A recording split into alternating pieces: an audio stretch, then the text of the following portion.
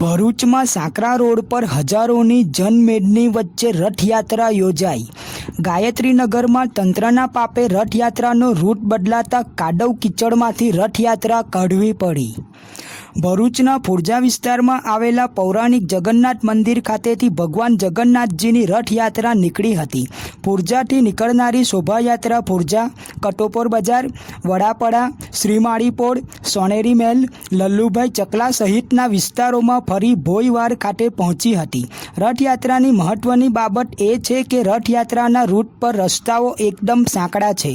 6 metre જેટલી પહોળાઈ ધરાવતા સાંકડા રસ્તા પર હજારોની જનમેદની વચ્ચે રથયાત્રા નીકળી હતી। ભરૂચમાં આશ્રય સોસાયટીમાં આવેલા જગન્નાથ મંદિર ખાતેથી ઓરિસ્સાવાસી સમાજ દ્વારા રથયાત્રા કાઢવામાં આવી હતી।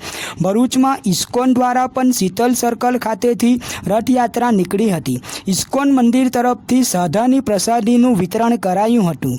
ભરૂચના ગાયત્રીનગર ખાતે આવેલા જલારામ બાપાના મંદિર ખાતે સતત 3જા વર્ષે રથયાત્રા યોજાઈ હતી, જેમાં આ વર્ષે તંત્ર દ્વારા મુખ્ય રસ્તો ખોદી કાઢવામાં આવતા તંત્રના પાપે ના છૂટકે રથયાત્રાનો રૂટ બદલતા ગાયત્રીનગરમાં આવેલા મેદાનના કાદવ કીચડમાંથી રથયાત્રા કાઢવી પડી હતી, જેમાં ભાવિક ભક્તોને ચાલવામાં ઘણી મુશ્કેલી પડી હતી।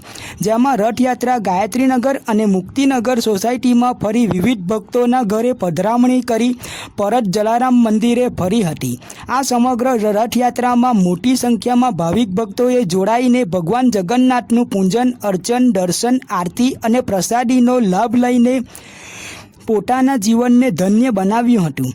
રથયાત્રા દરમિયાન રૂટ પર આવતા વીજ વાયરો અને કેબલના વાયરોનું નિરીક્ષણ કરવામાં આવતા લલ્લુભાઈ ચકલા વિસ્તારમાં કેબલના વાયરો કાપી નાખવામાં આવતા આખા જૂના ભરૂચમાં કેબલ પ્રસારણ બંધ થઈ જતા લોકોમાં રોષ જોવા મળ્યો હતો।